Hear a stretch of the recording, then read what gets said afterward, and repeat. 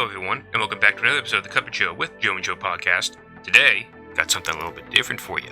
If you are paying attention to all of the great world-changing events happening in the year of our Lord 2023, then you would know we got a new Bunny Girl movie coming out real soon. So, in response to that, we're taking all 6 of our previous Bunny Girl podcast reviews, smashing them together, and bringing you this one massive retrospective.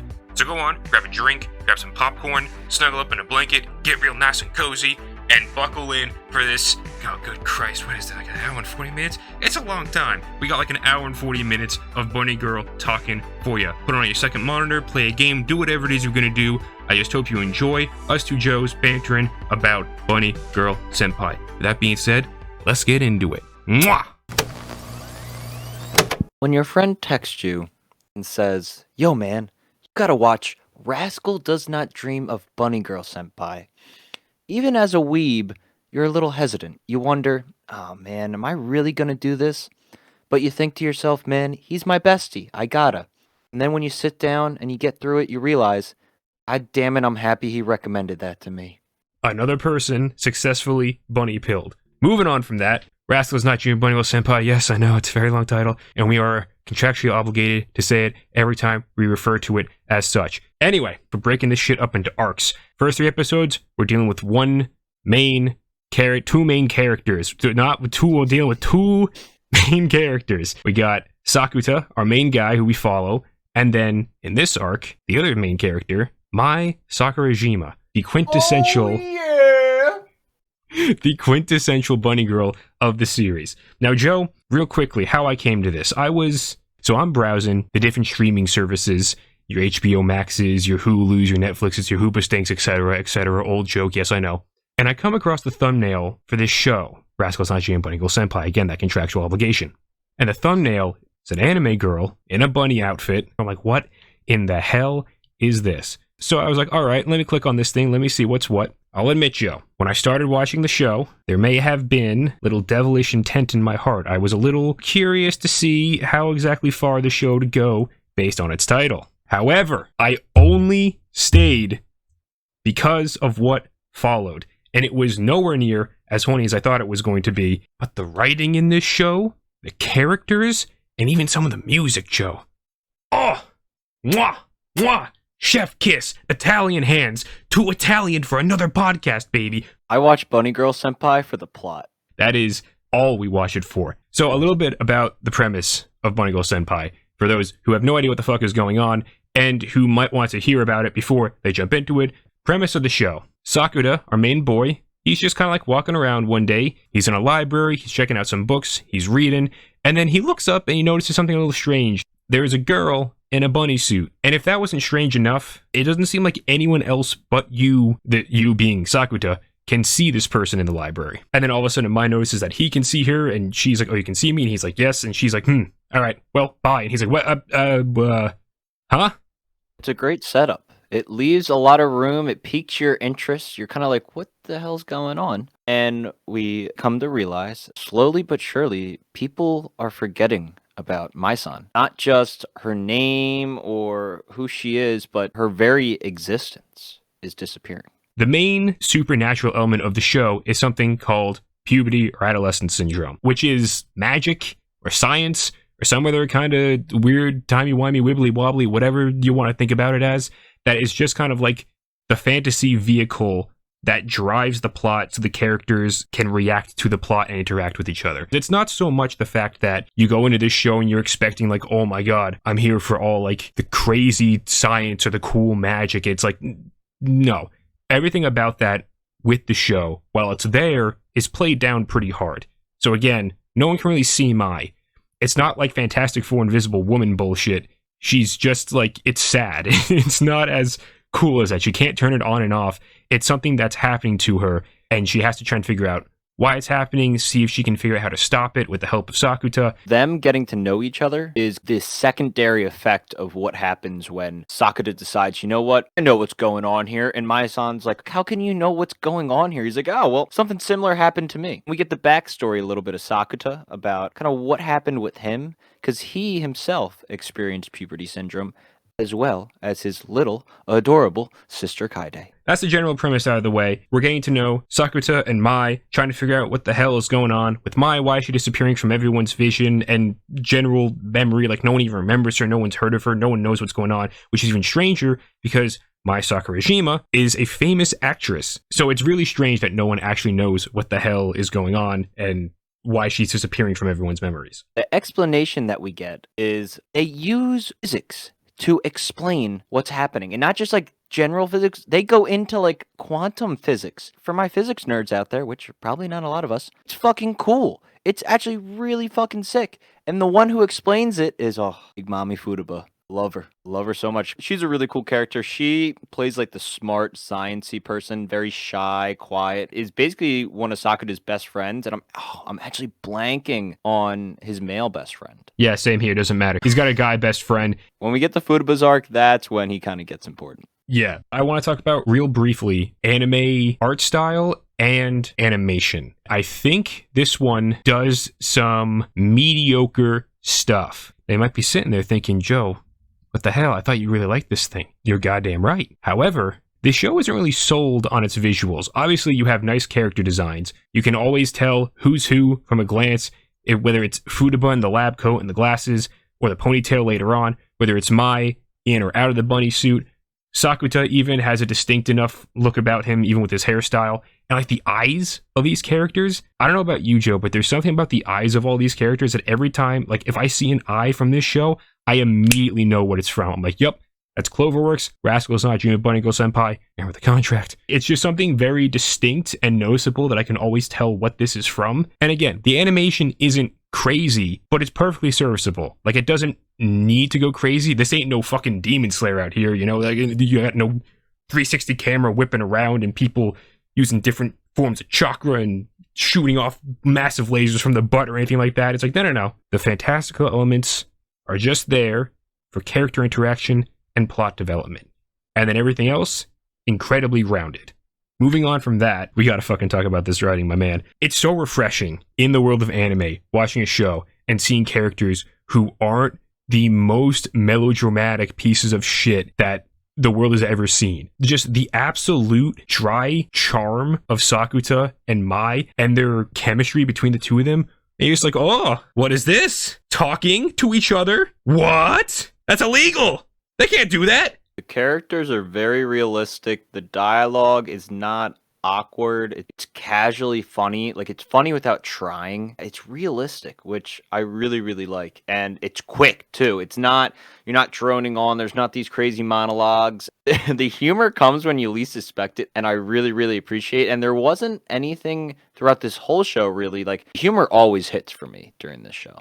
Them just being comfortable with each other very fast. Yes. Like, it just happens so quickly, and they develop the relationship that they have super quick. And you very quickly realize that Sakuta is the most reliable motherfucker you have ever met. This man will take a bullet for you. Oh my God. He will literally travel with you to the countryside and stay up for multiple days so he doesn't forget you. We've been talking in vagaries about how these two are like coming closer together. I want to delve more so into like the actual development of these two. Beginning of the show, he meets her in the library, and from then, like, they find out, oh, they both go to the same high school. He's trying to figure out what exactly is going on.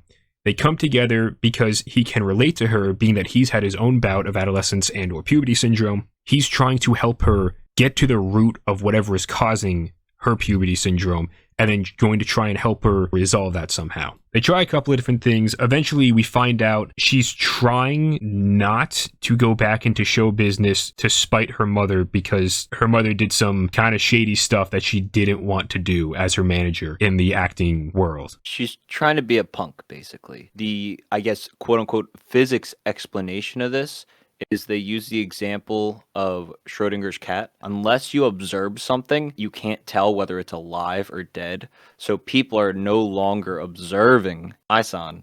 Technically, she doesn't really exist. And they don't really get in the weeds too much with the show, but they do it enough where you're like, all right, I kind of follow that I'll buy it. Like, it's very much just a vehicle to move along conflict, so that way you can get different interactions between the characters, which are the real reason that you're there. The sciencey mumbo jumbo, Yeah, whatever. It's there. It's okay. But here, we got these characters.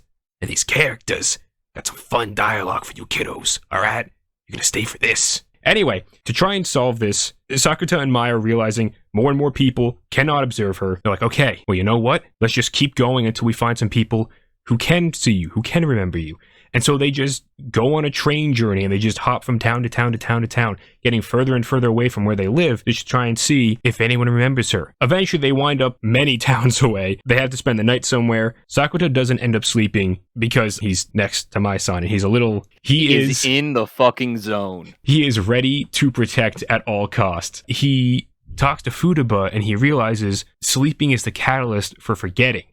So he then spends the next, 3 days trying to stay awake, whether it's just absolutely butt-chugging 5-hour energies, or it's stabbing himself with a pencil in the middle of class so he doesn't fall asleep, or it's running around doing other stuff.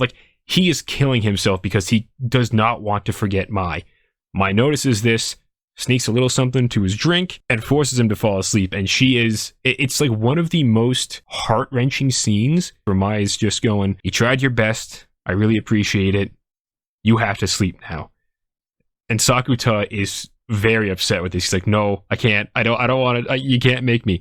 And of course, when he wakes up the next day, he ain't got no memory of who Mai Sakurajima is. But then, Joe, we come to my favorite scene of the first arc and perhaps my favorite scene of the entire series. Sakuta begins to recall Mai in the middle of the test, and he's like, okay, I know what I had to do. He's got to, change the air of the atmosphere, whatever the science-y mumbo jumbo, doesn't matter, throw it out the window. So he runs out onto the school fields and he just starts proclaiming his love for Mai, and he's screaming it to the high heavens. And I love the voice acting because it's so awkward. I'm embarrassed for you, dude. You're just sitting here. It's secondhand embarrassment. It is strong secondhand embarrassment where you're like, oh god, that's rough. Yeah, the fun part about it is that it's purposeful. It's not just secondhand embarrassment because it's this is just cringy because he's proclaiming his love. It's no, he's purposely doing this in order to change the atmosphere of the school to bring Mai-san back. If he keeps proclaiming that he loves her, and it's really weird and awkward, and he's screeching like a goddamn banshee on the baseball field, it's gonna start bringing her back into people's memories now. At the end of all of this, she's standing there across from him on the baseball field. They have a nice little cliche moment where they're running towards each other, and just when you think they're going to embrace, she slaps the shit out of him. She's like, how could you forget about me? And he's like, I see it was the science, blame the science. And she's just like, if you ever forget about me again, I will castrate you. Sakuta was like, please. So, first 3 episodes ends with Sakuta and Mai almost coming together as a couple. Mai throws in one last little thing, which is just like, this is a lot of stuff in the heat of the moment. Ask me again in 1 month if you want to get together with me, and then I will have a definitive answer for you. The cool thing, at least for me, while I was watching this, that's the first 3 episodes. And this thing is, 12, 13 episodes? 13 episodes and plus a movie. We're only a quarter of the way through. Where does this go? We are back to the Bunny Girl. We gotta see what's going on with my girl Tomoe. Joe, I am excited to talk about this. Absolutely. So, Rascals Does Not Dream, Bunny Girl. Again, ran with the contractual obligation. Yes, that carries on to every single video arc that we do. Episodes 4 through 6, the Tomoe arc. Joe, we didn't mention this in the last episode. However, I do want to bring it up here, because in the first 3 episodes, Sakuta is kind of running about. He's going on, I think it's his first date with Mai-san. He gets sidetracked to a little playground. There's a little girl who's crying for her mother. She's all lost, and Sakuta's like, oh, I guess I'll be a good Samaritan, and then he kicks her to the moon. But in the middle of all this, there's another girl that appears, and she thinks he is being a bit of a pedophile. Just to clarify, absolutely not our boy Sakuta, but she absolutely roundhouse kicks his cheeks so goddamn hard that this man, I can only imagine how much it would have hurt to sit down. Good God. It was cleared up. They figured out, oh, okay, he's not a pedophile. He's just trying to help this little girl. And so Tomoe, as we come to find out what her name is just like, okay, hang on. My philosophy, eye for an eye. Now kick me in the butt. That was our introduction to the main girl of this arc. So Joe, before we get into a bunch of nitty-ditty? What am I saying? Nitty-titty details. NTD, before we get into the NTDs, Joe. Oh, God. What are your thoughts on the Tomoe arc here? I like Tomoe's character, and I think it's pretty interesting. It was a cool direction where I was like, oh, I wasn't expecting that girl to come back with the Chekhov's butt kicking, but she comes back, and she's pretty cool. I like her. I think I like the My Son arc a little more, but I mean, Joe, there's some of our favorite scenes are in this. I'm thinking about the fight scene, that top 5 in the Bunny Girl series. We'll get to it. We'll get to it. But the beginning of this arc, we're shown very specifically a time and a date. This will be important for later. Sakuda goes to school. He's doing all his own stuff. He's eating lunch with Mai. He ends up, finally, she agrees to go out on a date with him and like be boyfriend, girlfriend, that sort of thing, because we're at the end of the month-long period that happened at the end of the last arc. She's like, yeah, I gotta wait a month because this is all too much in the heat of the moment. And he's like, oh, fine, I'll tell you all every single day. He's like, oh, okay. So now Sakuta is just absolutely high on life because he's like, yes, finally, I'm gonna be going on dates with my son. I'm gonna be boyfriend, girlfriend, everything is right in the world. And then he takes a little notice. He sees Tomoe down in a stairwell and she's like being confronted by a guy, and it's nothing terrible happening. She looks a little discomforted. So he thinks nothing of it and he keeps on moving on with his life. Wakes up. And Joe, it's just like Bill Murray in Groundhog Day, or like that one woman in Russian Doll, or like, or like Tom Cruise in Edge of Tomorrow. He didn't do it. I did it again. It comes in threes, Joe. Comedy. This will make no sense unless I include the shit from the beginning. Right. Sakuta finds himself in a time loop. For some reason, he keeps living through the same day again and again. He's like Bill Murray, or he's like a Russian Doll, or he's like Tom Cruise in Edge of Tomorrow, or he's like... Hang on, I can think of some more. It's fucking ReZero. What's his name? Subaru. He's like Subaru in ReZero. The time has come for Sakuta and Tomoe to break up, but things get complicated when Sakuta finds himself in another time loop. Right, like Tom Cruise, or like Russian Doll, or like Bill Murray in Groundhog Day, etc., etc. Oh, you're so funny. I'm so very clever. It's like the joke I did earlier, but I did it again, so it's funny. And you bet your ass it'll be a third time that I say it because comedy comes in threes. Anyway. Last arc was its quantum thing was Schrodinger's cat. This arc's quantum whatever bullshit is going to be LaPlace's demon. Exactly. So I never knew the terminology for, like, I didn't know the story of this or the experiment of this, whatever you want to say, Laplace's, however you pronounce it, the demon thing was. But I understand a time loop. Sakuta realizes same day, same time. The events of the day are happening all over again, just like any good time loop movie. This kind of bums him out because he just got to the point where he's moving further into his relationship with Mai-san. So obviously, he's a little upset with this. Talks to Futaba. Futaba tells him, hey, maybe you gotta find the person who is causing all this. And he's like, all right, I guess I'll do that. Important thing to mention, he's the only one who is mentally not stuck in the loop. Everyone else has no idea that this is happening, but of course he knows it's happening.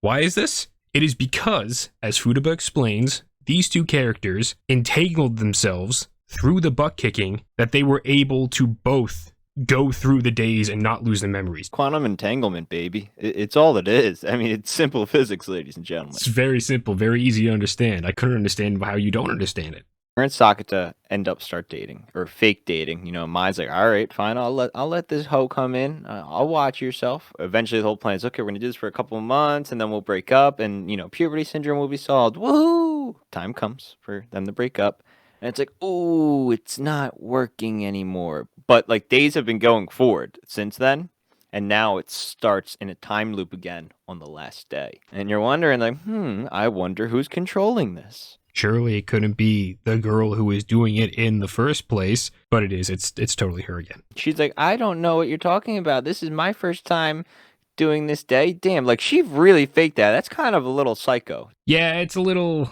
uncomfy. Little uncomfy is a good way to put it, but it's also very big uncomfy when you realize, no, she's keeping you trapped in this time loop. We come to realize because over the course of this month or 2 months, however long it was, Tomoe has grown to have feelings for Sakuta. It's just what happened. They're spending time together. Sakuta's a nice guy, blah, blah, blah, blah, blah, blah, blah. Who wouldn't? Honestly, who wouldn't? Sakuta is going through this final day a couple of times, and as he's going through, he's kind of just like, okay, so you're not going to change anything, so I'm going to have to be the instigator here. He takes her down a different route on one of the days. She's like, wait, we got to go to the beach. It's this way. He's like, no, let's go this way. I want to go do something different. And so he's changing up the day, and he ends up confronting her. and fully talking to her, because it turns out she wants to try and repeat the day over and over in order to try and change Sakuta's feelings towards her. Sakuta, being the loyal man that he is like, listen, I like you, I get it, but I have feelings for someone else, and I don't have feelings for you, and this isn't healthy, you gotta move on. And so, of course, well, sure, she's very upset, but then she's very understanding as it happens later on. And once this conflict is resolved between the two of them, Sakuta wakes up, except he's not on the tomorrow of that day. He's all the way back to the beginning of this whole endeavor, because that is when the first time loop began, and that's how the quantum physics work, I guess. So now he's got to go through all of it again, but this time he asks out Mai-san. Mai-san says yes, and then they go forward into the future, not having to worry about any more time loops like Tom Cruise in Edge of Tomorrow, or like The Woman in Russian Doll, or like Bill Murray in Groundhog Day. That's right, I did it a fourth time. I'm breaking the rules of the joke, Joe. And it's a nice, fulfilling ending, you know. Sakura and Tomoe end up becoming just friends. And she's like, all right, I see you, Mai. You got a good hold on your man. I tried my best. And you're wondering, yet again after this, where do we go from here? Yeah. One of the things that obviously is absurd is the entire scenario of the fake dating between Tomoe and Sakuta. And the wrinkle in all this is obviously the fact that he's got feelings for Mai-san, and Mai-san has feelings for him, and they're trying to do a date themselves. When Sakuta comes to Mai-san with the proposal of what is happening, he's like, okay, so she's got puberty syndrome, we're all stuck in a time loop, she wants to fake date me for a little bit in order to fix that. Are you okay if I try and do this? And Mai, the goddamn angel that she is like, I trust you to do this and help this person because you are a good person, and I'm putting my faith in you that you are not going to do something stupid and regrettable. Sakura's the loyalest boy out there. There is no hint of him ever being like, oh, maybe I like this Tomoe girl a bit more than my son. Oh, maybe I can try and have both of them at the same time. Not at all. They don't give you anything. It's like, no, bro, he is committed to his woman. And luckily, it doesn't progress to the part where like Sakuta starts resenting her because she's kept him in this time loop for all eternity or anything like that. Like, no. He goes through the motions a couple of times. He kind of gets an understanding of what's going on, and then he confronts her and talks to her about it like an adult. He doesn't treat her like a child. He doesn't try and scold her or anything like that. He's just like, no, this is the fact of the matter. It's so strangely mature for an anime. You're sitting here watching this and you're like, what? I'm used to like High School DxD and bullets flying through boobies. What is this? Anyway, enough of the mature nitty-titty details. This fight scene, we gotta talk about it. Finally! So, episode 5, I believe it is. During the whole fake dating escapades between Tomoe and Sakuta, they're waiting at a train station, and of course, because it's the train station where the other students are, it's the athlete student that was initially trying to ask out Tomoe. He's been spreading some not so nice rumors about her, saying that she might be doing a little some not so PG things with Sakuta and maybe with some other people too. And so of course Sakuta, hearing about someone spreading misinformation and all this problematic stuff, he has a history with that, as we come to find out with his sister Kaede, and he is very not okay with this. He ends up confronting the guy, and now here's the thing, Sakuta, he's cool and all, but he's not as big or as fit as his athlete dude. And so when Sakuta walks up to this guy and squares up to him, everyone is just like, oh, there's gonna be black and blue Sakuta lying at our feet in a minute here. Sakuta's got some brains. He's a clever little boy. So when he goes in to do the punch, it's a feint, and he ends up just kicking the athlete right in the shin.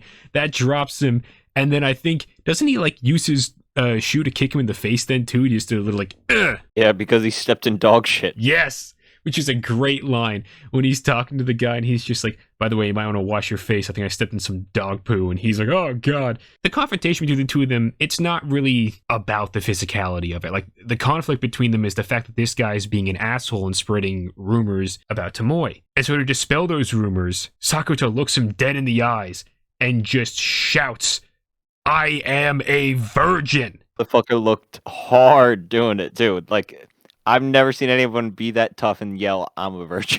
Very short fight scene. Nothing amazing about the animation. Because again, we say like the nothing has to go hard in this show's animation. It's not like they have crazy intricate fight scenes like Demon Slayer, or they have insane set pieces or anything like that. It knows what it wants to do, keeps things simple, and that grounds it pretty well. It's so refreshing not seeing something explode into the most intense, insane thing in the world. It's just a nice little 1-2 fight scene. That's it. Quick little, I'm a virgin, I stepped in dog poo, bing, bang, boom, you're done, kiddo. Get out of town. In that same episode, Sakuta is talking about his philosophy and why he acts the way that he does, because so much of Tomoe's character is built upon the fact that she tries to present herself in a certain way. She came from the country, and she, as a joke, some people like, or Sakuta mainly, calls like a country bumpkin, but she doesn't want to be seen that way. She wants to be seen as like the popular hip city girl kind of a thing. That's why she's always constantly on her phone trying to keep up with everybody, trying to maintain connections and make everyone happy. Sakuta has a very different philosophy, and it's one that I really like. Sakuta, number one, just tries to be a good person, but number two, he doesn't try to appease anyone, which is why he seems so weird and almost standoffish to a lot of people, because he doesn't really care about their opinions. He's not trying to make anyone else happy. He's not trying to live up to anyone else's expectations except his own and what he thinks is good and right and proper. He has a line in here about how even if there's only one person who has his back, that's enough for him. I don't know if there has ever been a character whose philosophy I've connected with more than that. It's great. It's wonderful. Joe, I fucking love it. Sakuta is a real one, man. He's a bro. I would hang out with him.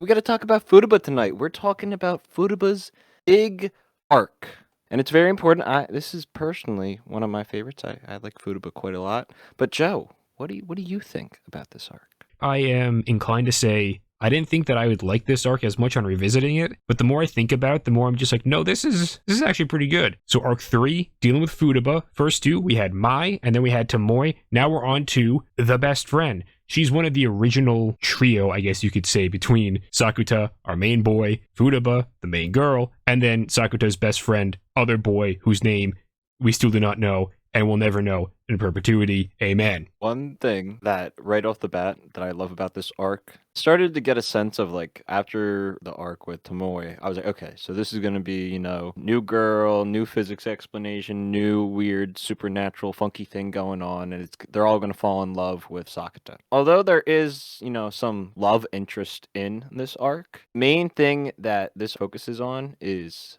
friendship. That's probably why I love it so much, because there's a great scene in episode 8 where they're all just hanging out, and it's by far my favorite in this little arc that we'll get to, but that's just kind of like laying the groundwork. Like this arc is really about like Sakuta, Futaba, and other side character dudes' friendship. So getting into it, we should talk about Futaba's adolescent and or puberty syndrome effects. Sakuta and Mai going out on a little date, just like walking around town. They end up seeing someone they think they recognize down a dark, creepy alley. It is, in fact, Futaba.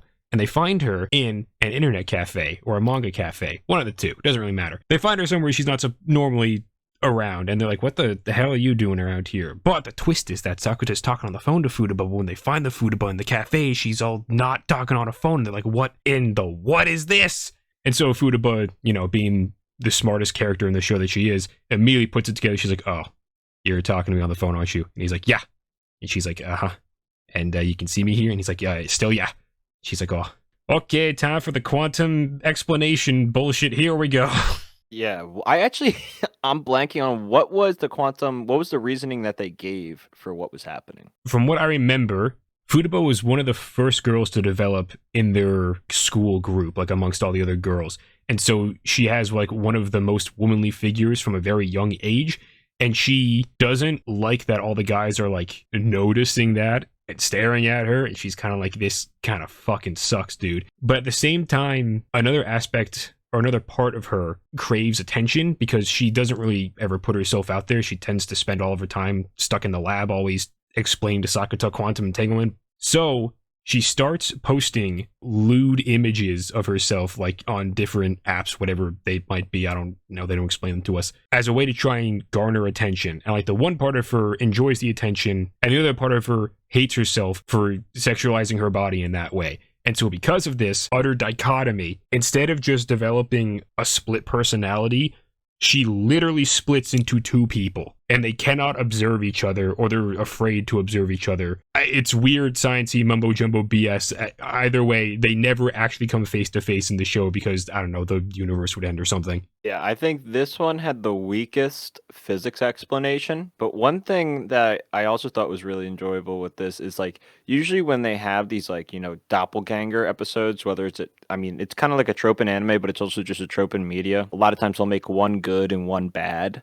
And at first, that's what they do. They try and like the Futaba that they meet at the manga cafe place is like, oh yeah, she's ruining my life. Like, oh, she kicked me out. I can't go home. And you're like, damn, like that's the copy Futaba. But then more and more when you start talking to the suspected copy Futaba, you're like, damn, this is the real one and the other one's the copy. Sakata does a really good job of not taking sides, and I think there actually is a line where he says like, I'm on Futaba's side. One of them asks like, who do you believe? He's like, I believe Futaba, which was really good where he was just like, look, I'm not trying to, force one thing on the other. I'm just trying to figure out what's going to happen, and I'm trying to help my friend.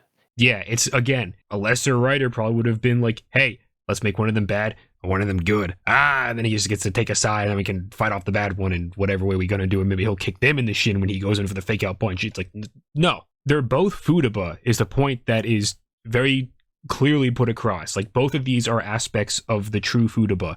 The thing is, they're just in two separate bodies right now. So you need to, like, peanut butter and jelly to reach their apex. Fucking put them together. I also like how at first it's portrayed that, all these pictures and this kind of like lewd account that she created. It's like, oh, the new one made that. Quickly we find out Futaba explains like, no, I've had it for a while actually before this happened. Like, I think this is kind of just me like a buildup of having it for a while and just needing to like get it all out, which was also another good touch where it's like, oh, it does good job for her character to be like, yes, even though on the outside she has like all nice and controlled, really smart and all that, she still had things that were going on, and they don't just like blame the supernatural stuff for why it was happening. Puberty syndrome cannot occur unless something else leads to it. So we get to see what led up to this moment, and it was all those things that we just previously talked about. So actually dealing with the two separate Futabas, it's intriguing because you get to see, again, the two different aspects of her mind. You see how one responds to the other because they're kind of playing a game of telephone between the two of them. That makes sense if you know how the arc ends anyway. Foreshadowing. But it's in between, ping-ponging between the two Futabas, that we also run into another character on a rainy day here. And Joe, I don't think we mentioned this character before, so why don't you talk about Shoko? I believe it's mentioned in the first arc that when Sakata, talks to Mai, he talks about this girl that he met when, he was dealing with the initial bout of puberty syndrome, and it was this high schooler that came up and talked to him, and her name was Shoko Makinahara, and we find out that the reason he went to the high school that he went to was because he wanted to find her and like thank her for helping him, and also because that was his first crush. But more and more he does research, and he couldn't find her at all. And there is no record of a Shoko Makinahara ever going to that school. And one day, they find a stray cat, and they're checking it out, and there's this little, like, I don't know, like, grade schooler hanging out with it. They're asking, like, oh, what's your name, whatever, is this your cat? And she says her name is Shoko. Sakata's like, holy shit, that's her. She kind of becomes part of the group now, and we don't get, like, a full dedicated background of what's going on, but we get very much hints that this is something big to come. So Sakata's house ends up just becoming the harem pad. Pretty chill. It'd be a cool place to hang out, man. I mean, he's got none of his parents are hanging out. It's just him, Kaede, Mai, and Futaba just like and then Shoko stops by with the cat. I mean, they have two cats now. Like, Jesus Christ, that's pretty sick. One Futaba ends up staying at Sakata's place. And of course, Mai ends up staying over because she's just like, I don't quite trust this. I still trust you, but also this is an excuse for me to spend more time with you, because another part of this arc is that since Mai is working again, doing all of her acting, showbiz stuff, she hasn't had enough time to actually stick around and hang out with Sakata. And they just got together. At least it feels like it just got together for us. It's so freaking adorable. And I mean, we've already said it, but Sakata's a fucking lad. Like, he is the man. He's a bro. Nothing more makes me proud. And this is kind of like the quote unquote big conflict of this arc is when they're standing on a train station, Sakata and Futaba. It doesn't matter which one it is, but he's basically talking about the account and being like, hey, we're not, like, we need to figure out what's going on here. Futaba gets a message on her phone from a random number. It's actually to the account, the lewd account that she made. And it's like, oh, like, oh, I know that school uniform. We should meet up. This, or this. What's your name? And immediately she's like creeped out, like looking around, like, holy crap, do I have a stalker? And right away, Sakata takes the phone, fucking says, I'm calling the cops, blocks the number, and it's like they delete the account, and he spends the night at Futaba's house. I remember in that moment being like, I love how Sakata, it was just like, flip of a switch, this is what we're gonna do. You're not gonna worry about this, you're gonna be safe, and I got your back. It's so nice seeing this protagonist lad going through helping all these people out with their different adolescent syndrome bullshit and not seeing any chink in the armor of him being like, oh, I'm alone with this person, maybe I could try and like snuggle up to them and do all this sort of stuff. It's like, no, he doesn't do that. And it's just so refreshing. I keep saying it every single time, but it's like, it's one of the things that makes him so endearing. He's not a degenerate fuck. He's an actual person who cares for all of these people in his life, and it's so beautiful. I love you, Sakata. Mwah! And it's while they're hanging out at Futaba's, they're kind of, they're having a little sleepover, late night friends, chit-chatting. And I think Sakata basically goes along the lines of like, look, when are you going to ever tell this guy you like him? And she's like, never. He doesn't care about me. And Sakata's like, bitch, let me prove you wrong. And literally calls this boy up and is like, yo, Futaba's in trouble. Get over here. Hangs up. And this man hauls ass. He flies on his bike and the train to make it to check on Futaba. And immediately you can see just like how heartwarmed Futaba is. Like, oh man, he really does care about me. From there, they end up just going to a beach. They have some fun. They walk around. They talk. They play with fire sparklers. It's one of those scenes that you watch and you think to yourself, yeah, I have a moment like this with some of my friends. And like, you feel so lucky to have had a moment like that or to be able to relate to something like that because it's just so beautiful. And they watch the sunrise. During this part, the one half of Futaba realizes, I don't think I need all of that attention from the lewd account. It's like, I've got two great friends right here. And they have this nice little like photo op and it becomes the background of her phone. This will be important in a second. But the problem is only the one half of Futaba has experienced this. And these two Futabas are still thinking about themselves as separate entities. And so when the other Futaba gets her phone back from Sakuta, after he comes back from the all-nighter that he spent with the other Futaba, she sees the photo on the phone and she's like, I am redundant. I am going to go walk into the ocean now. So she fucks off. Sakuta wakes up and is all like, whoa, where'd Futaba go? Ends up figuring out, oh, I think I know where she went. So he pulls the best friend and he rides his bike through the pouring rain and gets to the school and he finds her just sitting alone in the middle of a classroom. He's all like, you are not going to walk into that ocean. It is not a dichotomy thing. Both of you are one. Amen. She's like, but the photo, I am redundant. And he's like, no, hold that thought. I'm going to pass out and you have to take me to the hospital for a minute. And she's like, what? And then he fucking face plants into a desk. And she's like, oh, Jesus Christ. And so then we wake up, or Sakuto then wakes up in a hospital and he has a little chat with Futaba. And basically, he's like, you got to rectify this. You have your two friends. We're not going anywhere no matter what you do. We're going to stick by your side through all of this. And she's just like, what do I do now? And he's just like, talk to her. And he points to the phone. Remember, I said the phone would be important later. And there it is. So she ends up calling herself on the phone, talking, rectifying everything. They're figuring out the shit. Beautifully subtle scene direction here. We never see the Futaba on the other side of the line. That's something that they do throughout the entirety of these two episodes. We never at any point see two Futabas in one setting, or like Futaba talking to Futaba on the phone. They don't cut back and forth between the two of them.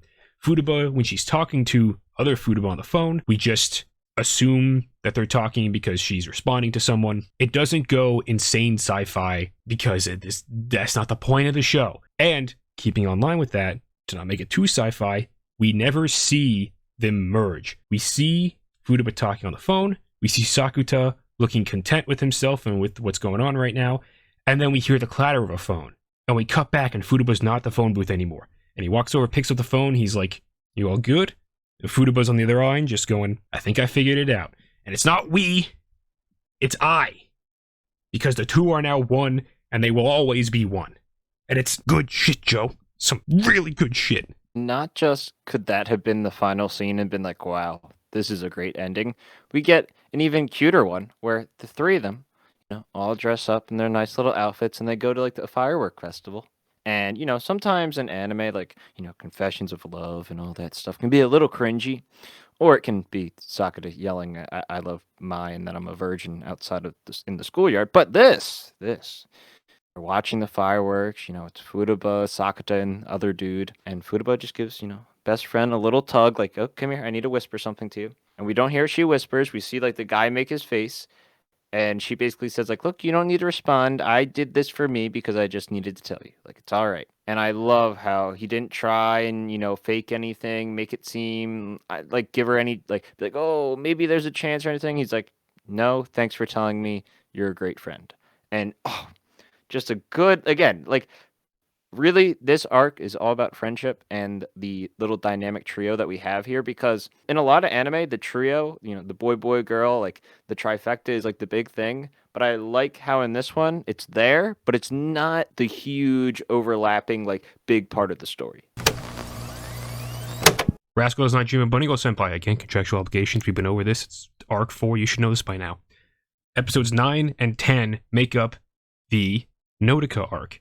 And Nodoka is Mai-san's little sister. So now there's a little sister now. Deal with it. The way we get introduced to her is Sakura's like, oh man, I haven't been able to see Mai-san. Like, I'm so sad. And then finally he sees her and he's like, holy shit, it's Mai-san. And he runs up and she acts like who the fuck are you? I don't know who you are. And he's like, what? How can you, like, forget me or whatever?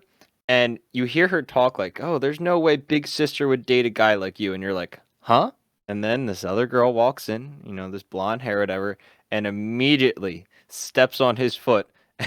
And right away, Sakura is able to know just from getting his foot stepped on, like, oh, so this is Mai-san. What we come to discover is that Nodoka ran away from her home and, came to visit Mai-san. And it's basically not telling her what's up, but they went to bed, and then the next morning, they had swapped bodies, and they're not really sure what it is, but Sakura's like, oh, I've seen this before. Puberty syndrome all over again. Turns out Nodoka's puberty syndrome is that she has a type of inferiority complex with Mai, and it's not something super-duper simple, as in, like, she just completely wants to be her, but it's almost there. It's a couple layers of complexity, which we will unveil as we keep going on through here, through the realization that Sakura gets through different characters, including best friend boy's bitch of a girlfriend, who is actually somewhat helpful in this arc. We haven't talked about her at all yet, because she has very little of a part to play, but hey, she helps out a little bit in this one, so that's pretty cool. So, Mai and Nodoka have swapped bodies. They don't quite know how to swap back just yet,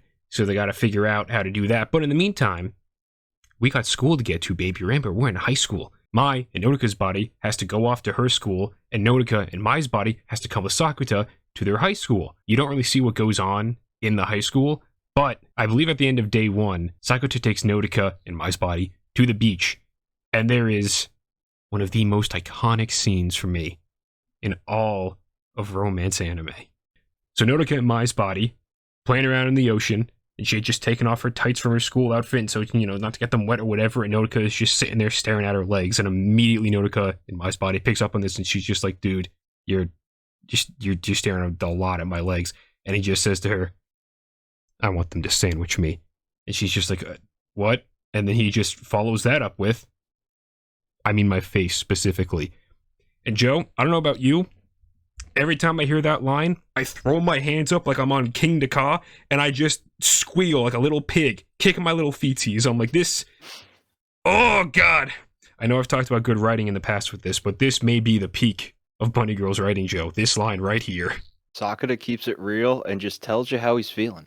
Never change, my man. Never change. Anyway, so Sakura's sitting at his desk in the middle of class one day, and he's there with best friend boy, whose name we still do not know, and he has an idea. He's like, well, I can't really solve this whole Mai Nodoka problem here by myself, so why don't I ask the friend boy, whose name, again, we still do not know. So Sakura asks if he has an older sibling or a younger sibling, and the guy's just like, nope, only child, and he's like, damn, okay, that's not gonna help me. Best friend boy is just like, wait, but my girlfriend does have an older sister, and he's like, wait, really? Can I talk to her about that? And he's like, yeah, sure, and so he waves her over, and of course, the entire time, she has the biggest resting bitch face because she does not like Sakuta.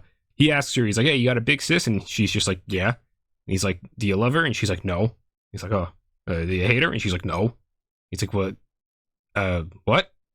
And she's like, well, it's like, it's a little complicated. Like, I like her in some ways and I dislike her in other ways. And I just dislike really how my parents compare me to her because she was like a straight A student. She also was like an Olympic athlete and then she cured cancer and all this other stuff. And he's just like, well, it's pretty impressive, actually. Do you have her number? And she's like, fuck off. And he's like, okay, deserve that. But this helps Sakuta to kind of like think about this a little bit. He's percolating on some of these things and he's just like, oh, so it might not be as simple as Nodoka just straight up hates Mai. It might be something a little more complex here with all these different like layers of emotional stuff weaving in through. And that's pretty cool, Joe. I'm not going to lie. It's another example of not just making something super simple and easy. Kind of like how last arc with Futaba, it wasn't there's a good Futaba and there's a bad Futaba. It's like, no, they're both Futaba. And both have different perspectives on Futaba's life and their wants and desires. So this one, it's not just that Nodoka hates Mai, and so they have to try and like be friends. It's like, no, there's some other underlying stuff in there that we have to try and figure out and help Nodoka along to kind of find her own path in a way. I like how after this, Sakuta's like, all right, I'm sick of like being the patient motherfucker. Like, I'm just getting right down to it. So he talks to Nodoka, who's in, Mai's body. And he's like, look, I've been observing what's going on, and I think you hate Mai-san, and you're going to need to say it. And, oh, actually, you don't hate her? Okay, let's talk about this more. And he basically is like, look, we're ripping off the Band-Aid, we're talking this out, and we're going to figure it out. She's like, I don't hate her, and it's very, like, she's, like, caught off guard, like, holy shit, like, who the hell just, like, talks to someone about this? And Mai-san just kind of walks in, and she's like, oh, what are you guys talking about? And Sakura's like, well, Nodoka has something she needs to tell you. She basically goes on to talk about, like, she's like, oh, I hate you or whatever and all this stuff. And, like, I hate being compared to you. And Mai-san delivers the coldest response ever and just simply goes, yeah, I hate you too.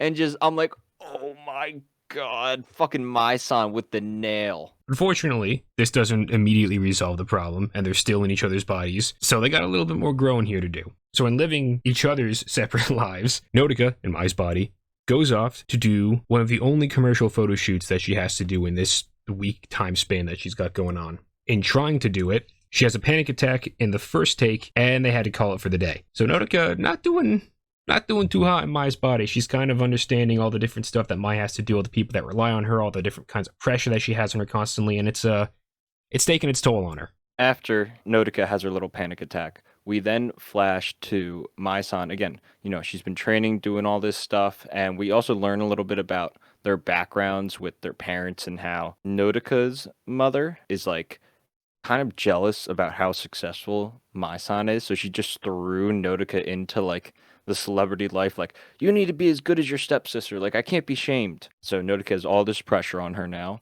And she's been, again, working as, like, trying to be, like, a pop idol. We get to see their first big concert. And they see Mai and Nodoka's body performing exceptionally well. And then Mai and Nodoka's body ends up winning the part to be, like, the primary vocalist in the next song that the band performs, that the group performs. And Mai and Nodoka's body gets all the praise from her mother. Which, of course, if you can keep track of all the different types of approval that Nodoka is kind of searching for here, not too good for her. So this kind of sends her into a bit of a depression. And so she tells Sakuta she wants to go to the beach. And when they get to the beach, she decides to, walk into the ocean forever. Go for a nice swim. Go for a nice swim with the fishies and never leave. Sakuta immediately is just like, no. I'm not letting you do this. It's like, you can't be killing yourself here. And she's just like, let me walk into the ocean. He's like, no. Mai wouldn't like that. She loves you. And she's like, no, Mai hates me. And he's like, she lied. She was just screaming at you to help you try and feel better. And she was like, what? He's like, you need proof. Okay, I'll bring you the proof. A little bit earlier in the show, Sakuta gets the chance to finally see Mai's apartment for the first time as he's got to help her with the sister and all that other stuff. So Mai Nodoka's body hands him a key, just being like, hey, I need you to go and check up on her every once in a while. Also, don't open the cabinet in the old looking drawer thing. What is it? It's in like a cookie tin. Yeah. But so she tells him, don't open the old cabinet and definitely don't look at anything inside of there. And immediately he's just like, no means yes. So he goes in there and he opens it up and he's just like, why don't they just make up? And you're like, what's in it? And so as he's dragging Nodoka in Mai's body out of the ocean, brings her to the apartment, and is like, here! And he thrusts this cookie tin at her, and inside of it is all of the letters that Nodoka wrote to Mai back when they were younger, and she found out that she had an older sister. Mai kept all of them, because of course she did, because she's great all around. She's Mai Sakurajima. This shouldn't be news at this point. She's fucking fantastic. But this realization kind of prompts a little therapy session between the two sisters. During the makeup of Mai and Nodoka, we kind of get to see a little bit more of Nodoka's inner mind and how she thinks of herself and everyone around her, especially Mai. And again, as we established earlier on with the best friend's name, who we still do not know, forever and always, amen, his girlfriend having the bigger sister and not really loving her or hating her, but having something more complex. And then really the part, so we come back later, where she's like, I just don't like being compared to her all the time, because they're two different people and they got different things that they're good at, different things they want to do with their lives, all that sort of stuff. So Nodoka, obviously being related to Mai, very successful child actress in movies and shows, doing photo shoots, commercials, all this sort of stuff. Nodoka had a lot of expectation put on her. And Nodoka isn't quite as good at doing a lot of this stuff as Mai-san is. Obviously, this makes her a little bit upset. So she's always trying to live up to Mai and to be Mai. But the problem with that is she's not Mai and she never will be. And so again, she has to be, or she has the realization while having this conversation with Mai and Sakuta that you don't have to be me, the me being Mai. She can be Nodoka. She can be whoever she wants to be. And even if she wants to be Mai, then she can try her best to be like Mai. But it's up to her who she wants to be. And so having that self-actualization is something that I think is like really cool. Because again, it's not just the fact that like, I'm very jealous of you. Like it's shades of that, but it's a little bit more thought out and it's a little bit more shades of gray. Because again, it's not the black and white hate, love. It's like, I both hate and love you. I love that you're my sister. I love that you can do all these amazing things. I also hate that you can do all these amazing things that I can't. But again, everyone's got their own strengths and weaknesses. And so being able to kind of like dive into that, even with if it's just with this like new character for these 2 episodes, it's really good, really solid. They did a very good job touching on that and explaining it while also not like being preachy and like hitting you over the head. It was like, look, here's the character development. Here's what you need. We're going to lay it out and you're going to enjoy it. And they hash it out and Sakura's just kind of sitting there like, why couldn't we do this about 2 days ago? It's really, really sweet. And one of my favorite moments in this like 2-episode arc is eventually when they finally make up and they hug. Instead of their souls, personalities, whatever, having swapped bodies, their bodies actually changed to look like the other sister, which I thought was one of the coolest things I've ever seen. I have never seen anything like that, and by far, that's like my favorite thing in this little arc. It's not your standard just snap the fingers, oh, okay, now we're in the other body. It's like, no. They're hugging, and then there's animation to show the characters' bodies actually changing into the other person. And so their hairstyles are the way they were back when they were dressing as the other person. They're wearing the same clothes, and it's just like, oh, that's kind of neat. And Sakuta even goes to Futaba towards the end of this arc, and it's just like, hey, so what's your scientific explanation for all of this? And Futaba's just like, it's a form of quantum teleportation. And you're just kind of sitting there going, okay. Even Futaba's just like, I don't know, dude, there's some kind of quantum teleportation thing going on here. Stop. You gotta stop asking me all this stuff, man. I just want to sit here and drink my coffee. We've made it. The final arc, the last 3 episodes, we're talking about Kaede. Some might say this is the best arc. Some might say this is the worst arc. That's me. I say it's the worst arc. You fucking spoiled it. I was setting it up. You know what? Just get into it, Joe. I don't even care. Just go. Talk about how you don't like Kaede, even though she's an adorable fucking person. She tried to sleep with her brother in the opening of episode 1, and we failed to mention it until now. No. Yes, that was comedic. That is comedic. Jokey. Funny. Laugh. But let's get into the good parts of Kaede. Yeah, let's get into the good parts of Kaede. Everyone, welcome. Rascal Does Not Dream of Bunny Girl Senpai. Again, contractual obligation. The Kaede arc. This one starts up with a little connection to the end of the last arc, because Mai gets a little phone call, and it's like the little cliffhanger that we get at the end of arc 4, and she's all like, guys, we may have a problem. And it's a photo that a paparazzi took of her and Sakuta. They call it a big scandal. And Joe, this is the first thing where I'm just like, I don't know if this is just a cultural difference with Japan, or if this is just some sort of fashioned drama for the show. It just seemed like it was one of the most intense things of all time. And then the beginning of episode 11 just comes out. They're at the press conference for the movie, and she's just like, hey, so this is what's happening. Please don't put him into the press. He ain't a part of this life. He didn't choose it. Kaede sees this press conference, and she's like, damn, my son is that girl. She is a badass. Kaide's going to be a badass, too.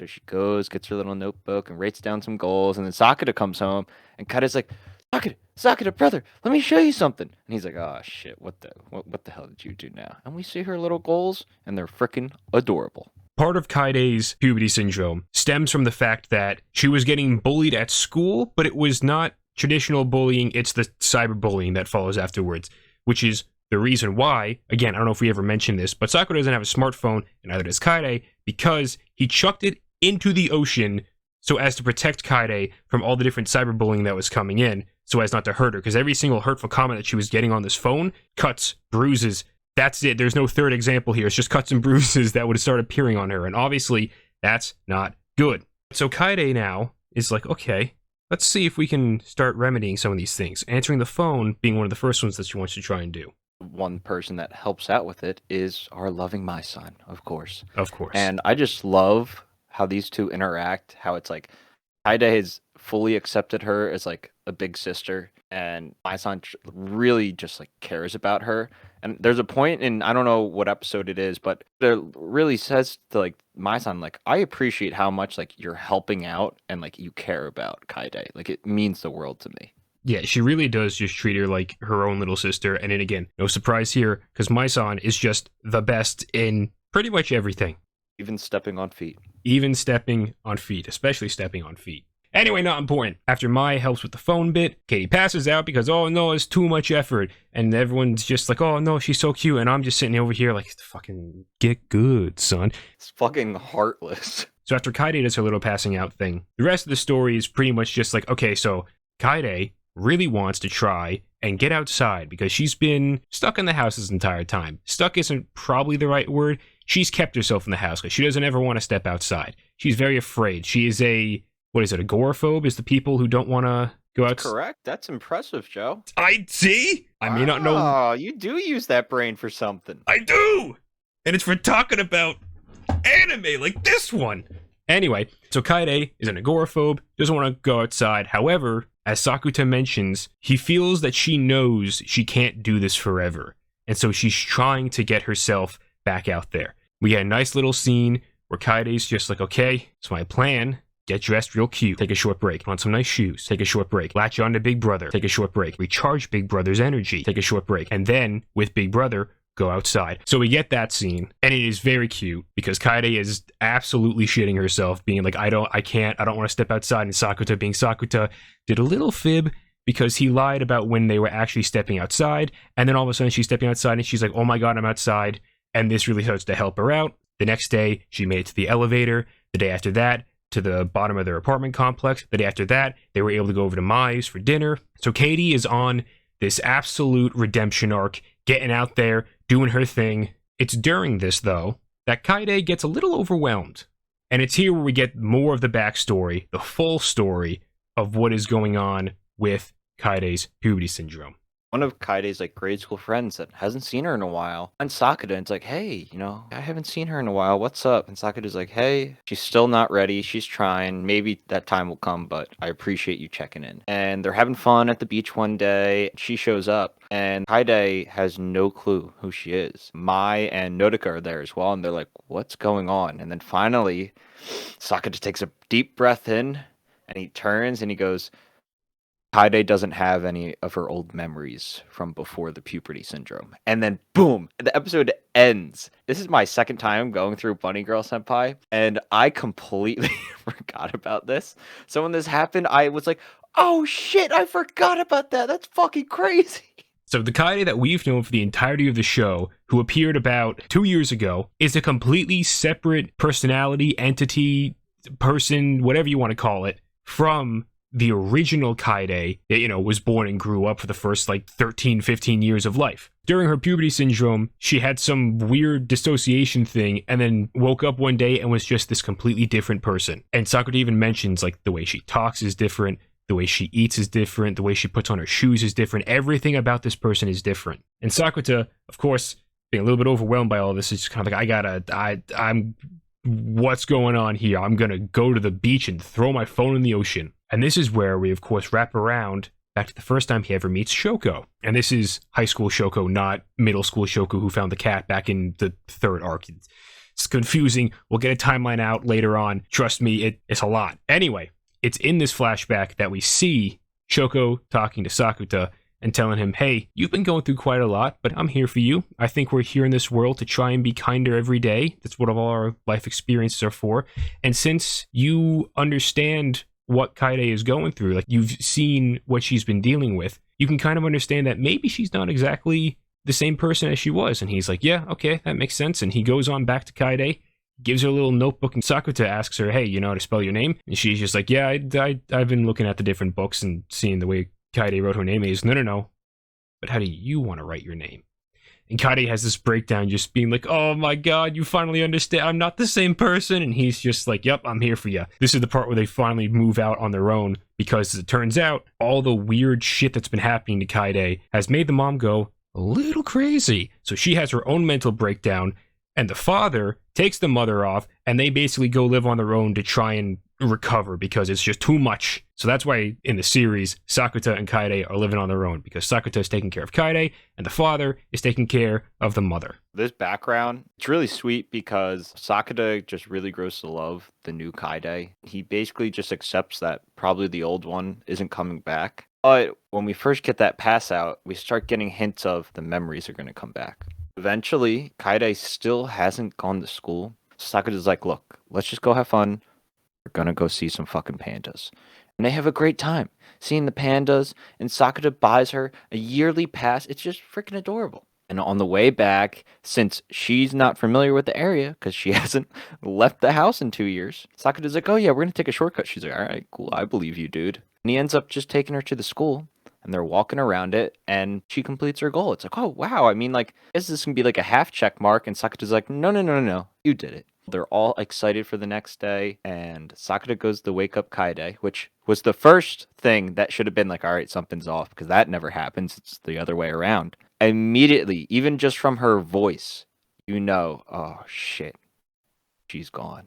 Old Kaede is back, new Kaede is gone, baby. This is perhaps one of the most devastating things in the entire show, save for... Joe, I know what the most devastating thing in this series is. Let me put an asterisk next to this. This is the second most devastating thing in the show. All right, the Bunny Girl cinematic universe.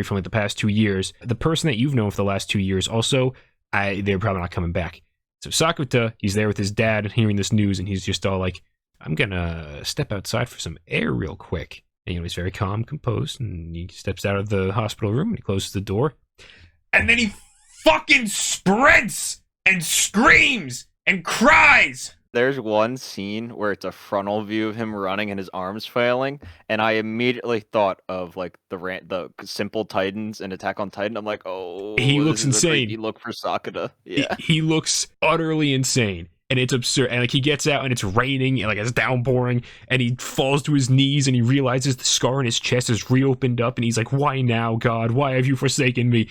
And then high school Shoko shows back up. And she's just all there being like, hey, I'm the angel, bada bing, bada boom, baby, stand under my umbrella, I'll help you out. You might be wondering, like, why doesn't he just, like, contact Mai? Mai isn't around right now. She's on a photo shoot in someplace else. I don't remember what the name of it is, but it's far away. I gotta take a couple trains to get there. So, Shoko brings Sakura back to his place. She helps clean him up. And tries to take off his pants. She does try to take off his pants. I think she was being a little bit playful, but also if he was comfortable saying yes, I think she would have been like... Hell yeah, baby. Shoko also ends up reading some of the notes and diary entries from Kaede. This is puberty syndrome Kaede. And of course, this prompts Sakuta to actually cry, which he had kind of been holding in for a little while. And she's just like, no, you gotta cry. And he's like, yeah, I'm gonna cry. He passes out. Mai-san ends up coming back the next day. She kind of sees the little note that Shoko had left for him, because when he wakes up the next day, Shoko was gone and just left a note to be like, hey, hope you did all right. I gotta fuck off again for story reasons, so we'll get to it later. And he's like, oh, that's weird and kind of fourth wall breaking. Anyway, Mai, upon seeing this, obviously is a little upset. And at first you think, is she really jealous of Shoko, like, coming around and, like, helping Sakura? Like, that just seems kind of petty. This is the straw that breaks the camel's back? I don't know about that, but it's not that. Because again, as I've said about a bajillion, 100 million times, the writers are a little bit smarter than that. Just a little. Teensy little bit. And so we come to find out, the reason that Mai was pretty upset by this is because she wasn't the one to help comfort him. And so it wasn't so much that she was jealous of Shoko, it was just that the circumstances were a little bit sucky, and she feels upset by that. And so she, instead of just sticking around and talking to him about this, decided to fly back to her filming of the movie and leaving Sakuta to wallow in the fact that he has lost now high school Shoko again, he has lost puberty syndrome Kaede, and now he has pissed off his girlfriend, and so he is not really all that happy. Gotta check in with Nodoka. Be like, honey, please help me out here. And Nodoka's like, you dumb little boy. She just wanted to help you. And also, it's her fucking birthday, you dummy. Sakuta's immediately just like, oh, give me your phone. She's just like, what are you doing? And he's like, I still have time. And she's like, what? And he's like, I'm getting on a train and I am going to her. And she's like, all right, bro, that's pretty nice. Yeah, all right. This is nice. And then he starts biking away, and she's like, I'll be real discreet, and I'll talk to her and get her location. And he's like, sweet, cool, thanks. And so he manages to get to where Maya's filming. Maya's already waiting for him because Nodoka was not discreet, because Nodoka cannot be stealthy or discreet. And they have a nice little final moment for the entirety of the series, because yes, we've come to the end of episode 13 here. And they're just up, looking over the city, talking to each other about everything that's been going on. And they have a moment where you think they're finally gonna do it. And not the dirty doing. No, get your head out of the gutter there. They're finally gonna kiss. You're gonna be like, oh my god, they've teased this for like the entire 13 episode run of this thing, and they're finally gonna do it. It's gonna happen. I swear to God, oh my god, this is gonna be so beautiful. And right when you think it's gonna happen, Mai just pinches his cheek, and he's all like, oh, what was that for? And she's just like, but this is your favorite thing, right? Like, you like me hurting you. And he's just like, yeah, right. And then that's the end of the series. That's where Bunny Girl, after 13 episodes, Rascal Does Not Dream, Bunny Girl Senpai, leaves us off. Sakuta does make peace with the whole new Kaede thing. He ends up going back to the hospital, and she's like, where were you? He's like, I had the shits, let me tell you. And I she's had like, gross. The worst case of the runs, which isn't entirely false, because I ran and cried a lot. But he makes peace with it, and he asks her, like, you like pandas? She's like, I guess. He goes, all right, well, because I bought this fucking pass. Well, good, because you fucking like him now. It's like bittersweet, like, shit, wow, this is depressing, but I have to make a joke about it, or I'm not going to be able to accept it. So that's the entirety of this Kaede arc. I joke, I jest that it is the worst arc. I do dislike it the most, but it is not bad. Again, I feel like we've been over this. There is no bad arc in Rascals Does Not Dream, Bunny Girl Senpai. But the Kaede arc, Joe. Kaede has been a character that for the entire run of this show, to me, has just been like this background character. Like, it makes sense that she would finally come forward and get like all the focus that she wants to get. But there's one thing above all else, and Joe, you might think lesser of me for this. Characters that refer to themselves in the third person. I want to take a Harley Quinn mallet and whack-a-mole them into the center of the earth. I just don't fucking get it, Joe. The cute characters are the best. But I will say this. I'm going to give my favorite arcs in order, right? We got the Mai-san arc, and then we're going to say Futaba, Kaede, Tomoe, and then Nodoka. Okay. From least favorite to favorite for me, because you went from favorite to least favorite. Kaede, Nodoka, Futaba, second Tomoe, and first Mai. Okay. Pretty different between the two of us. We got some swaps. Got some swaps going on in there. So episodes 11 and 12, the Kaede arc, and then end of 12 into 13 is really just kind of wrap up of the whole series up to this point. It's not the full wrap up because that will come later in the movie. This is a rare case, Joe, where I think the anime movie not only matches the bar set by the original show, but exceeds it. It takes that and one-ups it. It takes this from even if you thought the show was just a 10 out of 10, This one goes up to 11. Yeah, this is probably the best anime movie that's like a direct sequel or within the universe of a running like anime show. And it's just kind of wild, like how we got here, Joe. Like, you're recommending this show to me. I'm like, there's no way I'm watching it. I watch it. I'm like, wow, this is pretty good. And you're like, okay, watch the movie. And I'm like, bitch, there's a movie? So, original series was Rascals Does Not Dream and Bunny Girl Senpai. However, the movie has a slightly different title, and this is Rascal Does Not Dream of a Dreaming Girl. By the change, it'll make sense later on when we get through the entirety of the story. Maybe, a little bit. It'll make sense. We'll see. But on that note, we have something a little bit special, a little bit different here today, because this movie is utterly insane when it comes to trying to understand everything that happens inside of it. And I don't quite... Joe and I are smart, okay? Like, I pulled out agoraphobe last week when it came to the Kaede arc. The big brain plays there, I know. Thank you again. Even on the re-listen, I was like, damn, that was smooth. There we go. But this movie is on a completely different level. So, after reviewing of the movie and way too much time on the internet, Joe, applause to him, managed to find what I can only call the Dreaming Girl Doctrine. The absolute Bible when it comes to understanding what in the fuck happened in this movie.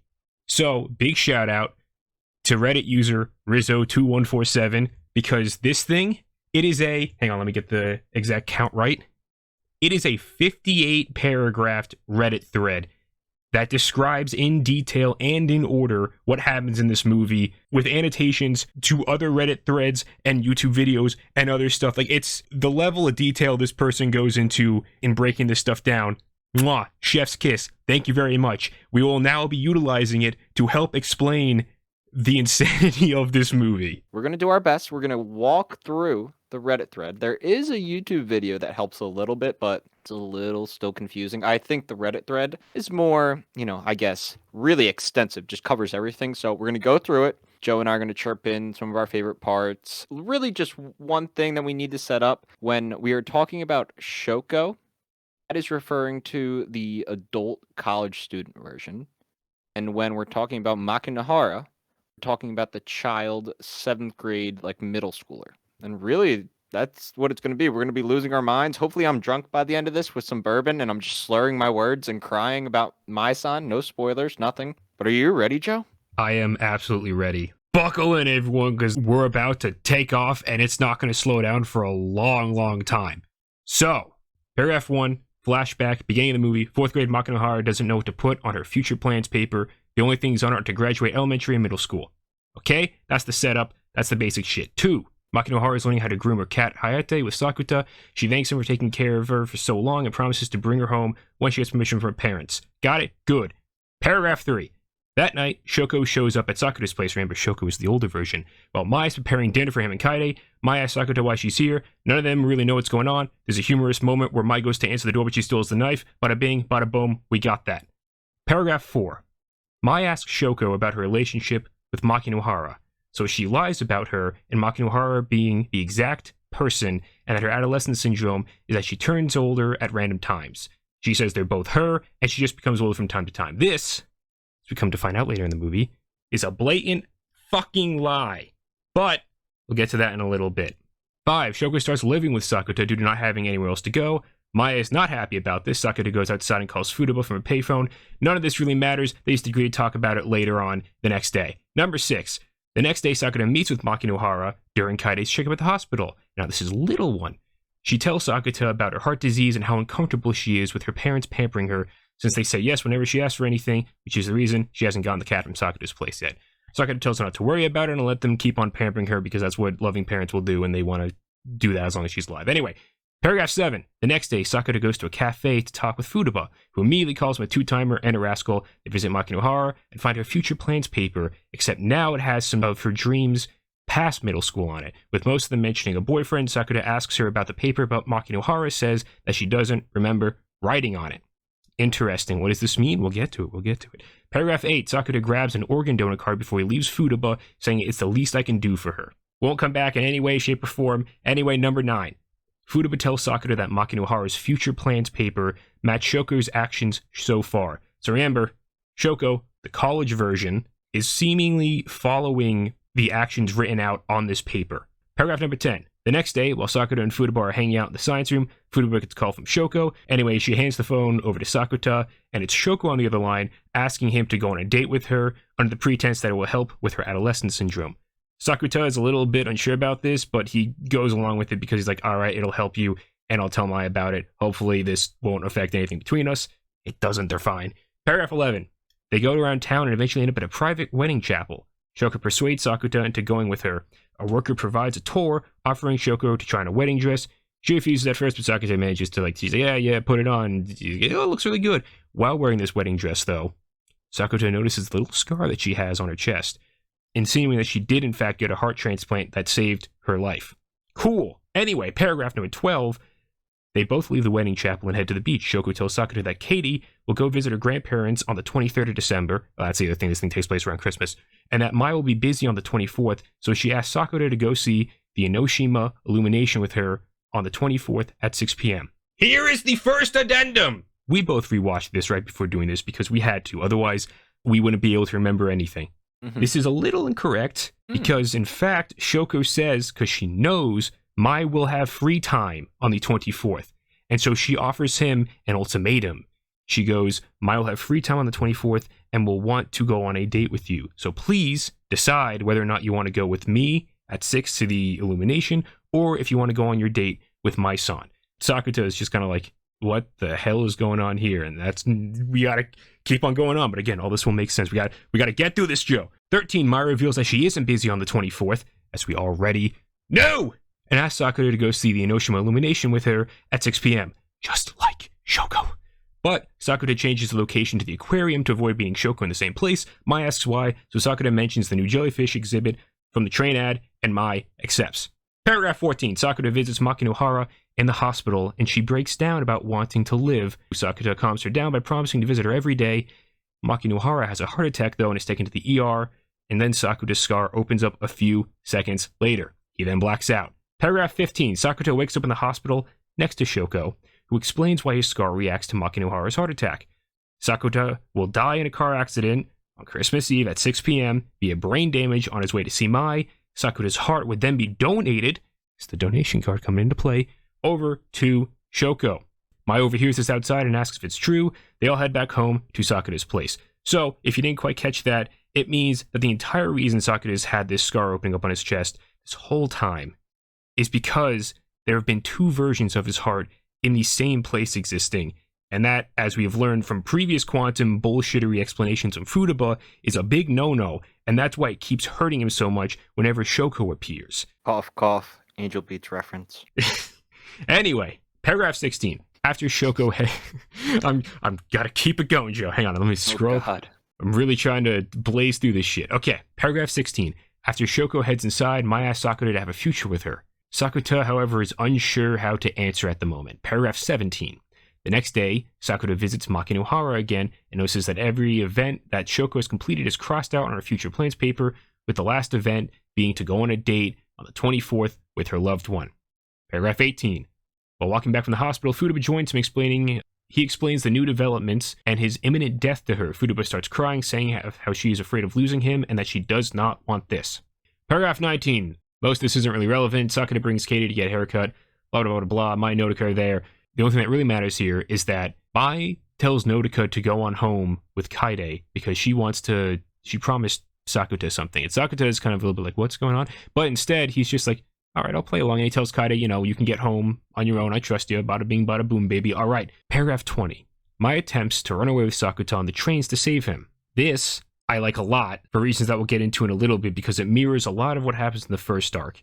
But basically what Mai is trying to do is she is attempting to keep him away from the site of the accident so as he does not die. This doesn't work though because Sakura obviously wants to go back and be a good person, but in this they reaffirm their love for each other and head back home. Paragraph 21. Sakura realizes he wants to live and be with Mai, so he confronts Shoko and says that he is not going to save her. She apologizes for putting him in such a hard situation. They move on. Paragraph 22. Kaede leaves to go visit their grandparents. That is an entire paragraph. Paragraph 23. The 24th arrives. Ooh, it's Christmas Eve. Shoko says goodbye to Sakuta at the door as he leaves. That's another entire paragraph. Paragraph 24. Sakuta visits Makinohara again, and she asks him to see the Enoshima illumination with her someday with everyone. He looks at her future plans paper again and notices that there are even more plans past the 24th date. He decides to call Mai and talk about the date. They talk about their plans and a dream Mai had about her and Sakuta making New Year's wishes for their relationship. Paragraph 25. The time is a few minutes before 6. Sakuta starts to make his way to the aquarium. He decides to stand in the middle of the road to see if he'll just die like Shoko said. A few cars pass by and Sakuta begins to wonder if Shoko is wrong. Addendum number 2 is in paragraph 25. He does not stand in the middle of the road. He stands on the side, like a normal person. Correct. Just a small little thing, but like he's not actively trying to kill himself. I mean, he kind of is, and we'll get to it in a few paragraphs here. Anyway, paragraph 26. Sakuta realizes that Shoko tricked him into changing location for his date with Mai to the aquarium to keep him away from the accident. This is the beginning of realizing big brain Shoko. And this is not the full revelation of it because there is a layer even further than this that we'll get into in a little bit here. But obviously, Shoko is not actively trying to kill him. She knows that Mai's going to want to go to the Enoshima Lights. If everything were to work out before Shoko interacted with Sakuta, he would die at the Enoshima Lights. So she says, let's meet at the Enoshima Lights as well. So Sakuta's like, ooh, yeah, I can't go there because I don't want Mai seeing Shoko. So I'm going to go to the aquarium. And going to the aquarium, now she's like, okay, good. I tricked him. Now he's away from the actual site. Again, beginning of big brain Shoko plays here, but we ain't even near the top, baby. So, paragraph 27. Sakuta finds the accident location near the Enoshima illumination, catches a glance of Shoko, screaming at him because there's a fucking black van about to kill him, and before he dies, he gives her a satisfied smile because he's like, yes, I'll die and she'll get my heart. Paragraph 28. Oh, God. Sakuta is pushed out of the way by a girl at the last second. There's a couple more lines just like burying the lead, but I'm not going to bother burying the lead. It's Mai. Mai pushes Sakuta out of the way and gets bodied by this big black van. They don't even like censor it. It's just like, yeah, it happens, motherfuckers. The image of Mai's lifeless body lying on the snowy concrete as blood starts to pour out of her head. That was the turning point. I remember like that's like in Smash when you go down a stock and then you start leaning forward. I started leaning forward. I'm like, oh fuck, what the hell is gonna happen? Yeah, it's something you don't quite expect, and there's never been anything like that in this show.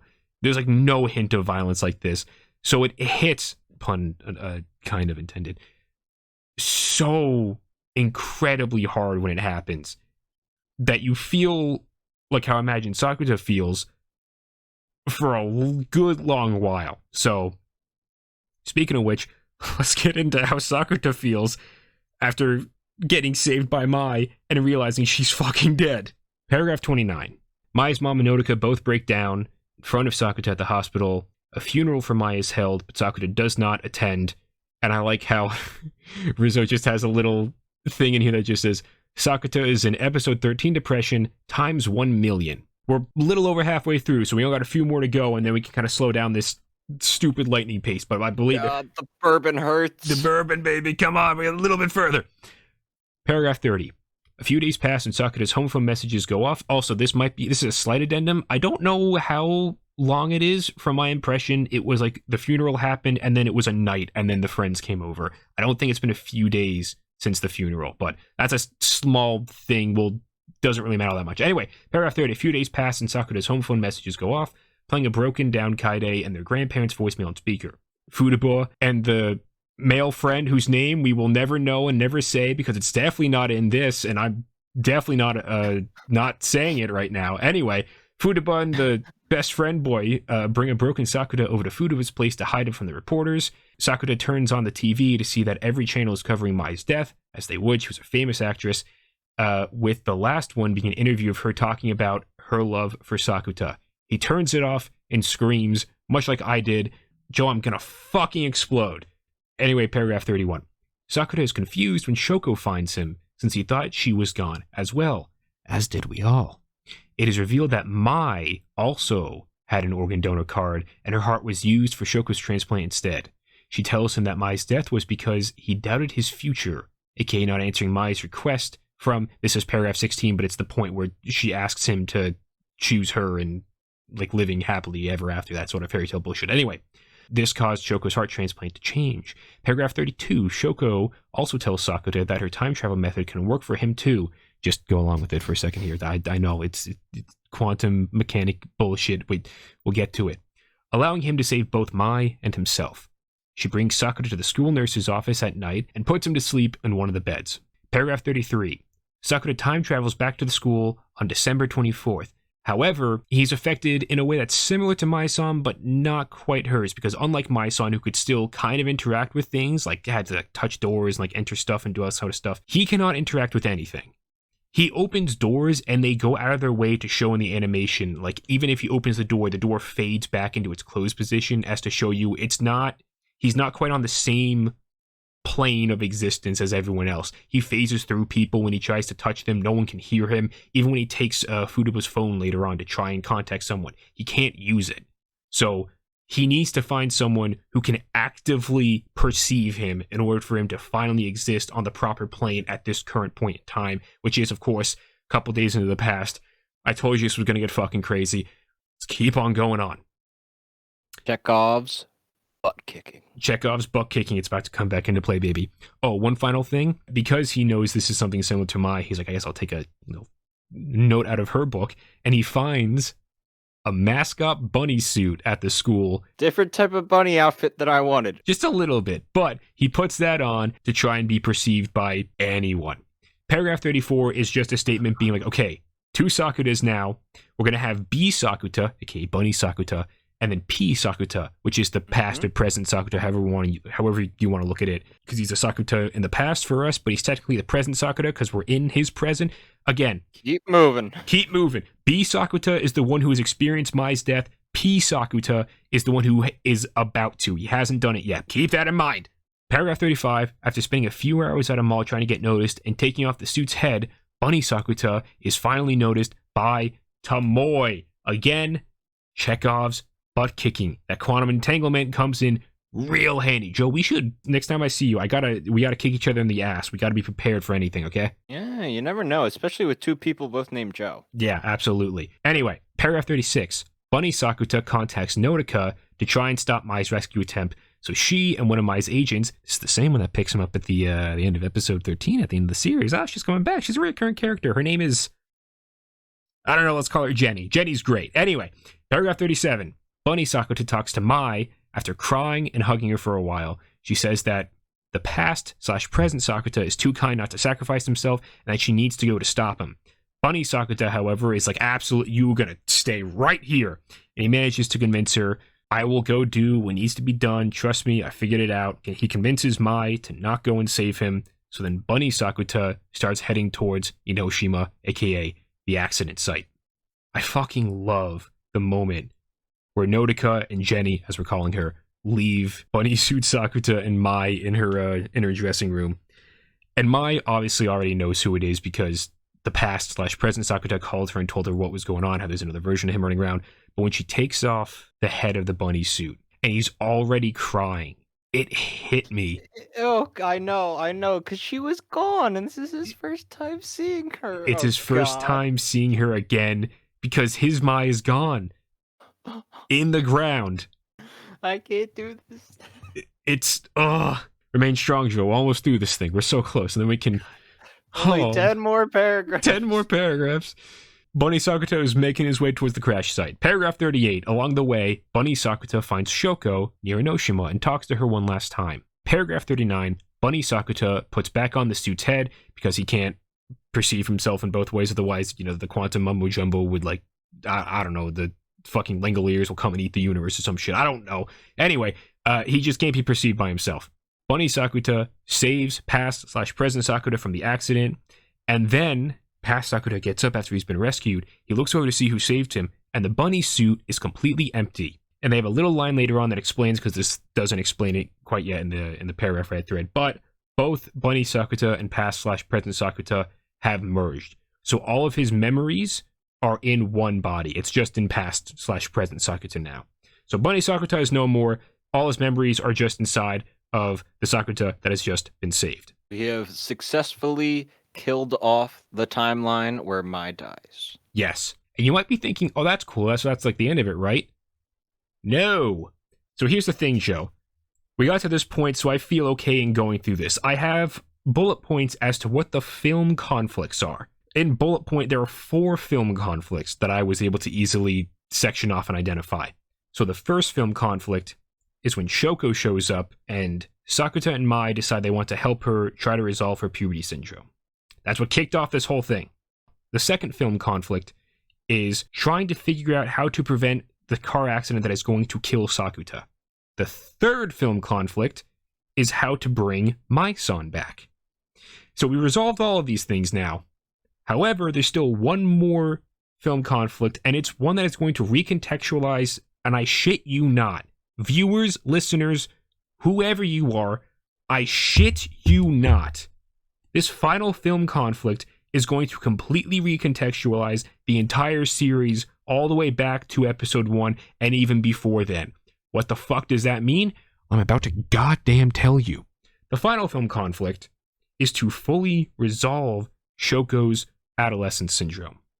Now you might be thinking, well, what do you mean? I thought we just did. Like, she's going to die off now because, you know, she doesn't have a heart from Sakuta or something like that. It's like, no. This is the part where I'd put my finger on your lips and go, shh. No. You don't understand. But you're about to. Paragraph 40. The next day, Sakuta goes back to the school with Mai to talk to Futaba, who breaks down about how worried she was and she didn't know if he would survive the car accident. Paragraph 41. Sakuta gets a call from Maki Nohara's mom and learns that Maki Nohara's condition has worsened. He leaves to find her resting in the ICU. He also checks her future plans paper and finds that all things after middle school are now erased. Paragraph 42. Sakuta and Futaba realize that moments from broken/future timelines appear as dreams to the current or present timeline. So, for instance, Nodoka was having dreams of Mai being killed in a car accident in the current timeline that we're in right now. Obviously, that hasn't happened, but it is a remnant left over from the previous timeline where she saved Sakuta. I'm sure this will not come back in any way, shape, or form. Paragraph 43. Sakuta asks Futaba if Maki Nohara can still be saved if they help her 4th grade version with the future plans paper. So, here's the thing. 7th grade Maki Nohara, who is the kid that we've been following, who got the cat in the series and is currently in the ICU right now, is not the original version of Maki Nohara with puberty syndrome. In actuality, her puberty syndrome stems from her 4th grade version of herself. And so what the recontextualization of this is the fact that if they help Maki Nohara, this is 4th grade Maki Nohara. Now we have three Maki Noharas now. We've got 4th grade Maki Nohara, we've got the 7th grade Maki Nohara, which is the one that we've seen throughout the entire series, and we've got Shoko, who is of course the college version. If they help 4th grade Maki Nohara, the youngest one, resolve her puberty syndrome, their current present is that Maki Nohara's future. So technically, everything we've seen throughout the entire, not only movie, but series, has all been an iteration based on Maki Nohara's adolescent syndrome. So if they resolve it, it's all going to be wiped from existence, and they start back 3 years ago. You played yourself. Joe, I did not expect this when I started a series entitled Rascal Does Not Dream of Bunny Girl Senpai. Some cute bunny girls. That's all I wanted. Okay, we're in the end game now. Final stretch, Avengers meme. That was a good reference to another time travel movie. Yes, thank you very much. It's also a Star Trek thing where I think they also do time travel-y bullshit. Anyway, so paragraph 44. The next day, both Mai and Sakuta agree to attempt the reset and believe that they will find each other again. They're just like, hey, we're just taking a detour. We'll find each other in the next life, in the next timeline, in the next dimension, whatever the fuck you want to call it. Doesn't matter. Quantum bullshit out the window. Love will prevail, baby. Paragraph 45. Both Mai and Sakuta visit the hospital again, and Sakuta talks to Maki Nohara. She talks about having dreams that match Shoko's actions, and her favorite phrases being, you did your best, thank you, and I love you. Maki Nohara falls asleep, and Sakuta leaves. Paragraph 46. Mai and Sakuta go to Maki Nohara's old hospital room with New Year's gifts, but notice that her future plans paper has new writing on it of her favorite phrases. And then the paragraph continues to say, there's a note asking Sakuta to finish it for her from Maki Nohara next to it. I looked several times at this scene, and I never saw a note saying that Yeah, I thought I was getting played with that paragraph. I was like, what the fuck? I don't remember that. That's because it didn't happen, Joe. In actuality, Mai is the one who suggests to Sakuta, she's like, the only thing I can think about for helping her is just to finish the assignment for her. And in doing that, Sakuta, this is paragraph 47, by the way, Sakuta draws a flower on it to complete it. It's like a nice, you're in elementary school, your teacher gives you a nice little image being like, hey, good job, you did it. Because again, this assignment, it's not math. She's not getting an actual grade on this shit. It's just like, hey, good stuff. I like it. All right. So they complete that for her. Paragraph 48. This is flashing back to 4th grade Makinohara. Where we started, Yes. Flashing back to the future plans paper. She's finished it. She's happy about it. She's reaffirmed. She's feeling better about what she's doing at this point. 49. The time reset. Joe, I have so much to say about this time reset because I think it is exceptionally well done and it is exceptionally simple. So you have Mai and Sakuta just sitting there in the hospital wing. My impression is that Makinohara dies, right? Like, she passes away in the ICU, and this is what kickstarts the time resetting. The actual Makinohara 4th grade one is able to finish the paper because all those future memories from the one that just died have gone back into her, and she's, like, hopeful of the future. Right, similar to how Bunny Sakuta and past/present Sakuta ended up merging after he was killed in the accident in this timeline. Correct. So, the time reset, though, I absolutely love it. Beautiful looking. It's so beautiful. And again, it's so simple. The music that's playing is great. And it's just flashing back through the events of first the movie, and then Kaede's arc, and then Nodoka's arc, and then Futaba's, and then Tomoe, and then Mai. And you notice, as it's flashing through these things, it's going backwards in time across all of them. So it's not just random montage of different scenes. It's actually going through in reverse chronological order because we're going back the 3 years. So not only is it emotionally charged because you get to see everything that you've been through with all these characters and what all they've done, and the music is hitting you in a certain way, but also the fact that they have the attention to detail, as they have to fucking have with a goddamn script like this. Holy shit. To go back properly through it in reverse chronological order. It's so good. Final paragraphs here. That's right, there's still a few more. Paragraph 50. The show happens again, and it's debated exactly what happened, but based on some lines that Sakuta and Mai share in a second here, because yes, they do, of course, get back together again. Power of love prevailing. Yippee, big hand claps. It seems like the show happens in a similar way.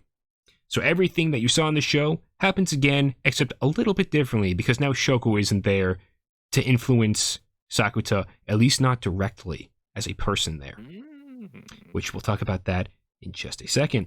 Paragraph 51. Sakuta wakes up and goes on living his usual life, talks with Tomoe, talks with Futaba, normal day in the life. Paragraph 52. Mai and Sakuta go on a date and find a poster of Mai in a movie about a girl with a heart disease. We learn that Mai ended up doing this movie because she had a feeling that she just really wanted to do it. We obviously know that the other timeline version of her, with all this knowledge of what was going on with Makinohara and her heart disease, got incepted into her brain, because that's what happens with these timelines. They all compress into the current versions of themselves.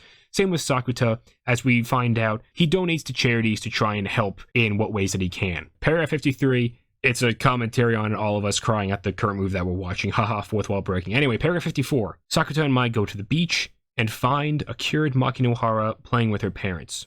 Cured, you say? How do you know she's cured? Well, she's not fucking dead for one. But, paragraph 55, the reason Makinohara is cured is that the combination of Mai's movie, Sakuta's donations, and just an increased awareness and funds for the research of the heart disease around the world allowed them to find a cure in time before Makinohara is in 4th grade, so she doesn't have the fear to not move on past middle school anymore. She could fill out a future plans paper without any worries, and of course, we believe Makinohara also has some of those fragments of memories from all the future versions of herself, that being the 7th grade version and the college version. Paragraph 56, Mai and Sakuta fail to recognize Makinohara at first, but right at the end there, Sakuta's memories of her come back. He calls out to her, and she replies back to him, tears in her eyes, smiling, and then the movie ends.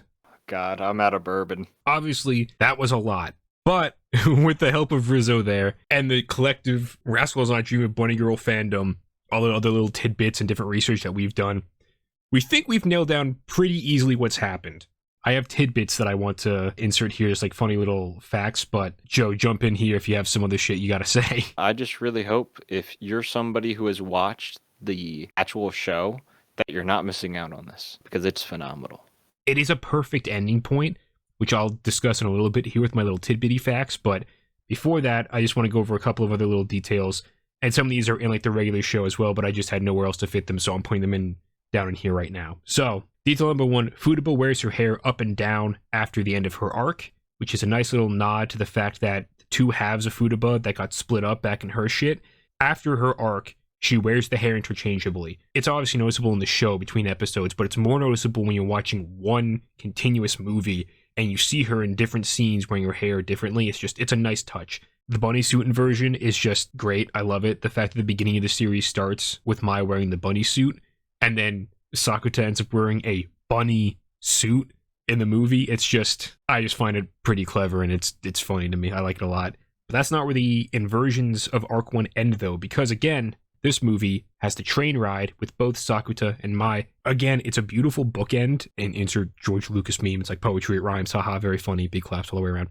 But between the inversion of the bunny suit, the train ride, and how it has, like, it's the same action, but it's got different meanings because they're contextualized differently, and then the way the movie ends, where it's like, hey, we've recontextualized everything, and now it's all happened again, but slightly different to make everything a happier ending. So Sakuta doesn't have the scars on his chest because he never had the two versions of his hearts in the one place. Maki no Haruya is obviously still alive.